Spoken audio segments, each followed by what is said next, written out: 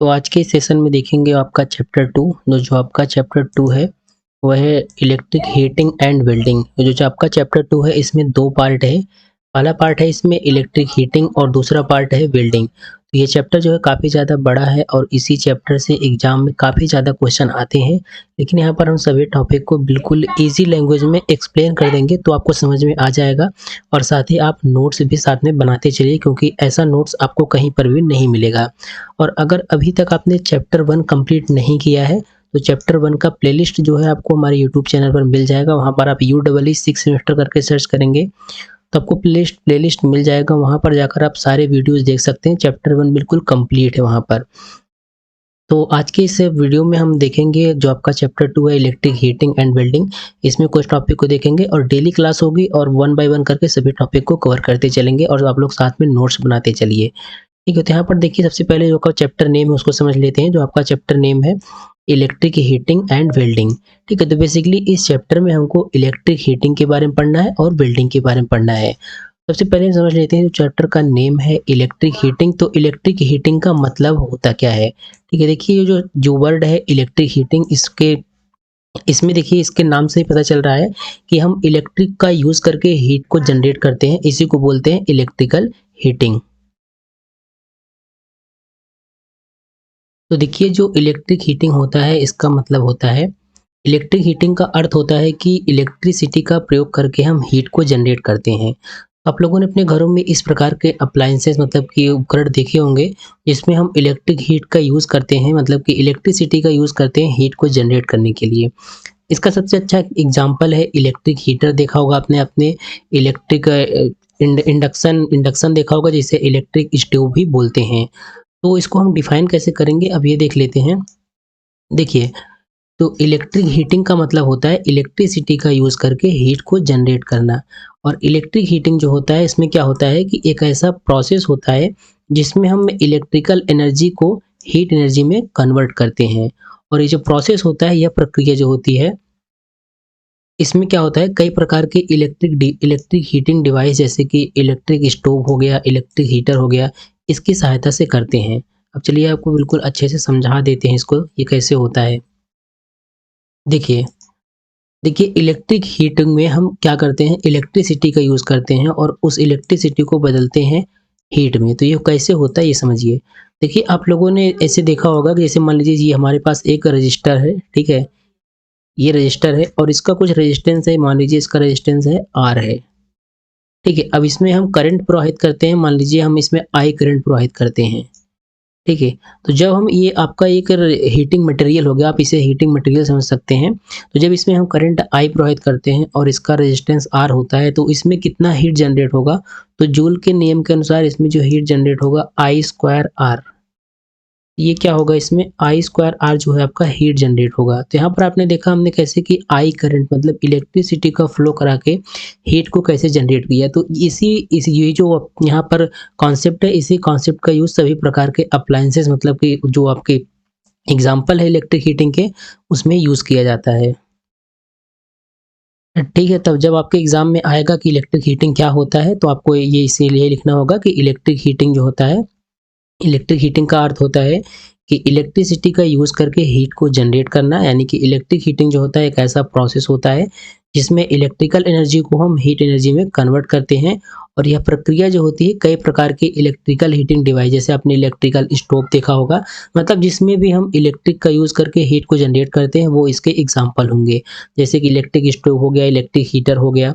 तो इसकी सहायता से हम ये प्रोसेस को कंप्लीट करते हैं। अब इसमें एग्जाम्पल को समझ लेते हैं तब आपको बिल्कुल क्लियर हो जाएगा। देखिए इसका बिल्कुल ईजी एग्जाम्पल है जो है इसका इसका एग्जाम्पल है, आप लोग इलेक्ट्रिक हीटर भी ले सकते हैं इसके एग्जाम्पल में, इलेक्ट्रिक स्टोव को। जब आपको एग्जाम में आएगा तो आपको केवल 1 या 2 एग्जाम्पल को एक्सप्लेन कर देंगे तो आपको पूरा नंबर मिल जाएगा। तो देखिए सबसे पहले देखिए इलेक्ट्रिक स्टोव आप लोगों ने सुना होगा या फिर आप लोगों ने देखा होगा इंडक्शन, जिसे इंडक्शन भी बोलते हैं। तो इसमें क्या होता है, जब भी हम इलेक्ट्रिक स्टोव या इंडक्शन को हम चालू करते हैं तो इसमें क्या होता है, एक हीटिंग एलिमेंट लगा होता है। हमने आपको बताया कि जो हीटिंग एलिमेंट होता है उसमें क्या होता है, उसमें एक रजिस्टर लगा होता है और उसका जो रेजिस्टेंस होता है काफ़ी ज़्यादा हाई होता है। और यही रेजिस्टेंस ही मेन होता है इसमें, जो काम करता है इलेक्ट्रिक को हीट में जनरेट करने का कार्य यही आपका रेजिस्टेंस ही करता है। तो जब भी हम इलेक्ट्रिक जो आपका हीटर होता है या इलेक्ट्रिक स्टोव होता है इसको हम चालू करते हैं, तो उसमें एक हीटिंग एलिमेंट होता है, उस हीटिंग एलिमेंट में जब करंट फ्लो होता है और उसका जो रेजिस्टेंस हमने बताया काफ़ी ज़्यादा हाई होता है। तो इस रेजिस्टेंस के कारण इसमें इलेक्ट्रिक एनर्जी जो होता है हीट एनर्जी में ट्रांसफ़र हो जाता है, और ये जो हीट एनर्जी जो होता है, जो भी आप स्टोव के ऊपर बर्तन रखे होते हैं वो उसमें हीट एनर्जी ट्रांसफ़र हो जाता है। तो इसका सबसे बेस्ट एग्जांपल ये है इलेक्ट्रिक स्टोव या इलेक्ट्रिक हीटर। दोनों में ही एक यही इसमें मेन होता है कि इसमें हम क्या करते हैं, एक इलेक्ट्रिक रेजिस्टेंस यूज़ करते हैं जिसका रेजिस्टिविटी जो होता है काफ़ी ज़्यादा हाई होता है। तो ये इसका एग्जांपल हो गया।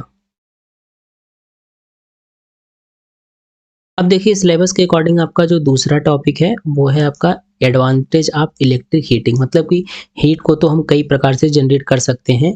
देखिए आग को जलाते हैं तब भी हीट जनरेट होता है, तो कई प्रकार से हम हीट को जनरेट कर सकते हैं।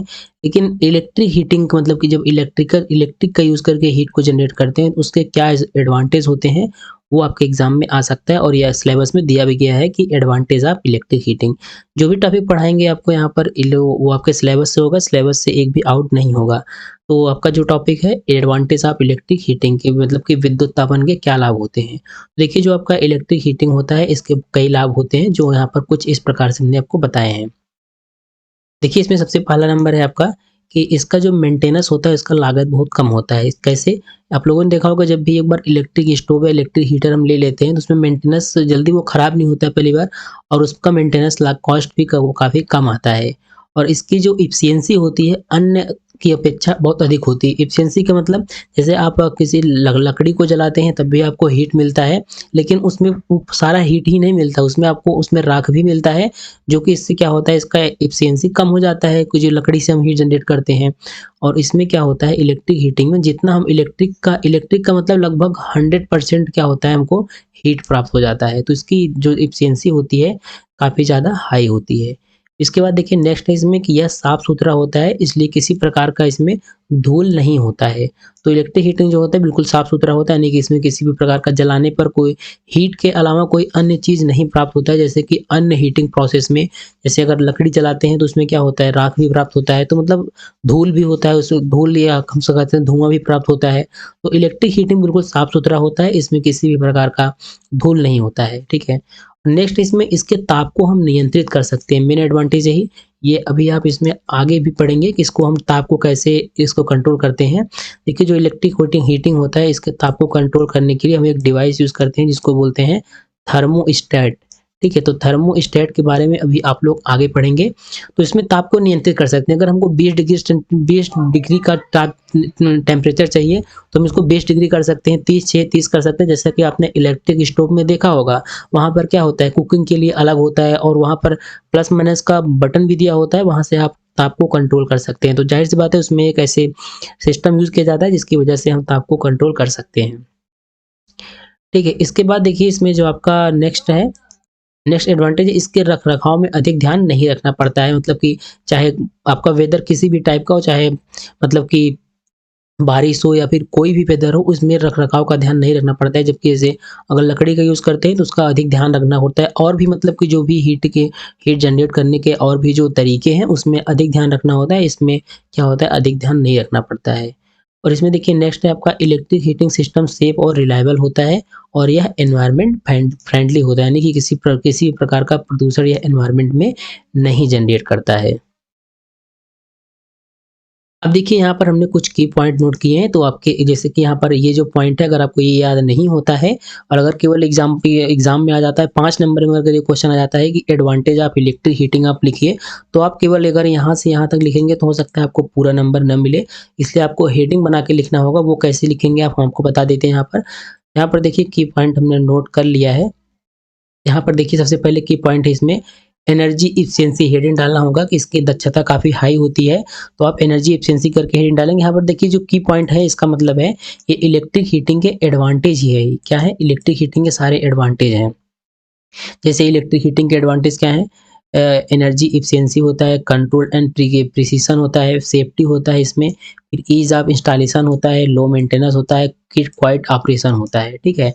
तो ये हेडिंग है, इस हेडिंग को याद करके आप इसके बारे में और अधिक लिख सकते हैं और आपको तब पूरा नंबर मिल जाएगा। यहाँ सबको हम वन बाय वन करके समझा देते हैं। देखिए, तो देखिए यहाँ पर जो आपका एनर्जी इफिशियंसी है, इसका मतलब है कि इसकी दक्षता काफ़ी अधिक होती है। अन्य जो हीट को जनरेट करने का प्रोसेस होता है, उसकी अपेक्षा इसका दक्षता काफ़ी ज़्यादा होती है। लगभग ये इलेक्ट्रिक का 100% ही क्या करता है, वो हीट में जनरेट करता है।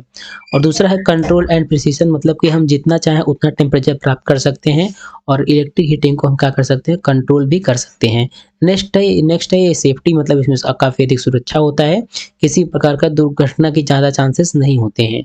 और नेक्स्ट है आपका लो मेंटेनेंस, मतलब इसमें जो मेंटेनेंस संरक्षण होता है वो काफ़ी कम होता है। फिर ईज़ ऑफ इंस्टॉलेशन का मतलब है कि काफ़ी आसानी से इसको हम मतलब कि यूज़ कर सकते हैं, काफ़ी आसानी से इसको प्राप्त कर सकते हैं।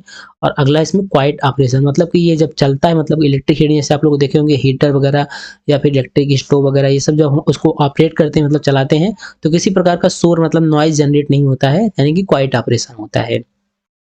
ठीक है, तो आपको ये समझ में आ गया होगा कि इलेक्ट्रिक हीटिंग क्या होता है, इसका इलेक्ट्रिक हीटिंग के एडवांटेज क्या होते हैं। बस इतना ही आपको इसमें समझना है। आपको जब ये सब लिख देंगे एग्जाम में, तो आपको पूरा नंबर मिल जाएगा। तो आप लोग इसके पीडीएफ नोट्स के लिए आप हमको व्हाट्सएप ग्रुप पर ज्वाइन हो सकते हैं या फिर टेलीग्राम चैनल पर। वहाँ से आपको पीडीएफ के लिए कॉन्टैक्ट करेंगे, तो वहाँ पर आपको हम बता देंगे कि ये पीडीएफ आपको कैसे मिलेगा। ठीक है, अब इसके बाद नेक्स्ट है आपका, इसमें देखिए हीटिंग, इसमें नेक्स्ट है आपका हीटिंग मेथड। ठीक है, अब इसको देखते हैं कि हीटिंग मेथड क्या होता है। यही आपका मेन है, इसी से ज़्यादा क्वेश्चंस आते हैं।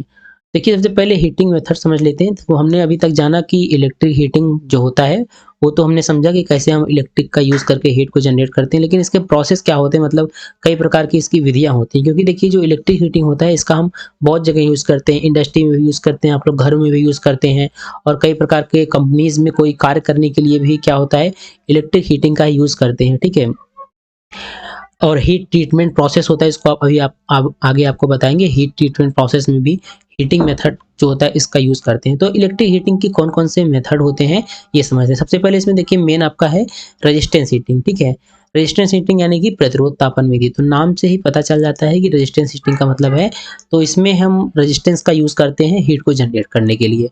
अब इसी में देखिए आगे है आपका रेजिस्टेंस हीटिंग में ही 2 इसके मेथड होते हैं। पहला होता है आपका पहला होता है डायरेक्ट रेजिस्टेंस हीटिंग मेथड और दूसरा होता है इनडायरेक्ट रेजिस्टेंस हीटिंग मेथड।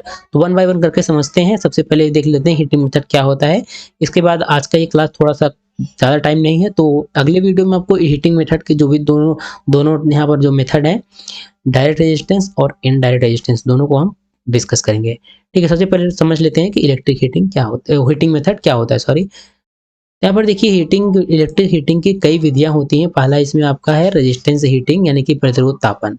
ठीक है, तो देखिए हम जानते हैं विद्युत ऊर्जा का उपयोग, जो इलेक्ट्रिक एनर्जी है, इसका उपयोग हम किसी भी किसी भी डिवाइस में हम डायरेक्ट नहीं कर सकते हैं। मतलब कि हम विद्युत ऊर्जा को प्रकाश ऊर्जा या उष्मा ऊर्जा में परिवर्तित करके उसे प्रयोग करते हैं। मतलब इलेक्ट्रिक एनर्जी को डायरेक्ट हम यूज़ नहीं कर सकते हैं। अगर हमको इलेक्ट्रिक से लाइट चाहिए, तो जो कि आप पहले चैप्टर में पढ़ चुके हैं कि इलेक्ट्रिक को हम लाइट में कैसे कन्वर्ट करते हैं। ठीक है, अब इसमें पढ़ना है इलेक्ट्रिक को हम हीट में कैसे कन्वर्ट करते हैं। तो हम इलेक्ट्रिक का यूज़ डायरेक्ट तो नहीं कर सकते हैं, लेकिन उसको हम कन्वर्ट करके, पहले पहले चैप्टर में पढ़ा कि लाइट में कन्वर्ट करेंगे, अब यहाँ पर पढ़ रहे हैं कि ऊष्मा ऊर्जा यानी कि हीट एनर्जी में कैसे कन्वर्ट करके उसका यूज़ करेंगे। तो इसके लिए क्या होता है, एक प्रोसेस होता है, एक मेथड होता है, वही हमको यहाँ पर पढ़ना है। ठीक है, तो यहाँ पर देखिए जो आपका पहला पॉइंट है इसमें कि जब किसी भी प्रतिरोध R से I धारा होकर प्रवाहित होती है, तो इसमें कितना कितना जूल ऊष्मा प्रवाहित होता है, उत्पन्न होता है I स्क्वायर R। तो इसको बता ही चुके हैं। जैसे आपका ये एक रेजिस्टेंस है और ये R है रेजिस्टेंस आपका। ठीक है, और इसमें करंट I प्रवाहित हो रहा है, तो इसमें कितना जूल ऊष्मा उत्पन्न होगा, I स्क्वायर R होगा। तो इसी कॉन्सेप्ट पे लगभग जो आपका इलेक्ट्रिक हीटिंग मेथड होता है वो काम करता है रेजिस्टेंस हीटिंग के केस में। ठीक है, अब यहाँ पर देखिए प्रतिरोध तापन जो होता है, इसकी 2 विधियाँ होती है। पहला होता है आपका डायरेक्ट रेजिस्टेंस हीटिंग मेथड और दूसरा होता है आपका इनडायरेक्ट रेजिस्टेंस हीटिंग। पहला होता है डायरेक्ट रेजिस्टेंस और दूसरा होता है इनडायरेक्ट रेजिस्टेंस हीटिंग। ठीक है, तो थोड़ा-सा डायरेक्ट रेजिस्टेंस के बारे में हम थोड़ा-सा समझ देख लेते हैं। देखिए डायरेक्ट रेजिस्टेंस हीटिंग नाम से ही पता चल रहा है कि इसमें क्या करते हैं हम, जो जिस पदार्थ को भी गर्म करना होता है, जिस पदार्थ को भी हीट करना होता है, या फिर हम कह सकते हैं जिस मटेरियल को हीट करना होता है, उसको हम डायरेक्ट यूज़ करते हैं, यानी कि उसको हम डायरेक्ट ताप के संपर्क में ले जाते हैं। और देखिए यहाँ पर एक टर्म आता है चार्ज। तो चार्ज का मतलब क्या होता है, जिस भी मटेरियल को हम पिघलाते हैं या फिर गर्म करते हैं या फिर मेल्ट करते हैं, उसी को हम चार्ज बोलते हैं। और चार्ज जो होना चाहिए आपका, उसका रेजिस्टेंस काफ़ी ज़्यादा हाई होना चाहिए। आई थिंक दूसरे लैंग्वेज हम कह सकते हैं, जो भी गर्म करते हैं पदार्थ या मटेरियल, उसको हम प्रतिरोध के रूप में लेते हैं, और इसी जो रेजिस्टेंस होता है, इसी के थ्रू हम करंट फ्लो कराते हैं, तब जाकर हमको क्या होता है, हीट जनरेट होता है, ठीक है। और जो आपका मटेरियल होता है वो पाउडर के रूप में हो सकता है, पीसेस के रूप में हो सकता है, या फिर लिक्विड के रूप में हो सकता है। तो ये आपका डायरेक्ट रेजिस्टेंस हीटिंग मेथड होता है। इसका सबसे अच्छा एग्जांपल आपने इलेक्ट्रिक टोस्टर देखा होगा, टोस्टर मशीन आपने देखा होगा, जिसमें ब्रेड को गर्म करते हैं, मशीन में ब्रेड को डालते हैं, वो क्या होता है, गर्म होके बाहर आ जाता है। तो अगर आपने नहीं देखा है तो एक बार सर्च करके देख लीजिएगा, क्योंकि डायरेक्ट रेजिस्टेंस हीटिंग मेथड में सबसे अच्छा एग्जांपल है इलेक्ट्रिक टोस्टर, ठीक है। तो इसको हम नेक्स्ट वीडियो में देखेंगे। तो आप लोग हमारे चैनल को सब्सक्राइब कर लीजिए। यहाँ पर इलेक्ट्रिकल 6 सेमेस्टर के सारे वीडियोस आपको देखने को मिल जाएंगे, चाहे वो आपका यूडब्ल्यू, चाहे आईएमआरई हो, चाहे फिर आपका ईडब्ल्यूटी सेकंड हो, ठीक है। सब कुछ आपको मिल जाएगा। टेलीग्राम चैनल ज्वाइन कर लीजिए, और जो भी फाइनल ईयर के स्टूडेंट उनको शेयर कर दीजिए, क्योंकि फाइनल ईयर आपका काफ़ी ज़्यादा इंपॉर्टेंट होता है, इसमें आपका बैक नहीं लगना चाहिए, ठीक है। तो हम मिलते हैं नेक्स्ट वीडियो में। तो दोनों टॉपिक, जो दो टॉपिक हैं, डायरेक्ट रेजिस्टेंस और इनडायरेक्ट रेजिस्टेंस, इसको हम कवर करेंगे, ठीक है। तो आप लोग कमेंट करके बताइए आपको क्लास कैसा लगा, और कमेंट में कोई भी क्वेश्चन हो तो आपको कमेंट में पूछ सकते हैं। तो हम मिलते हैं नेक्स्ट वीडियो में।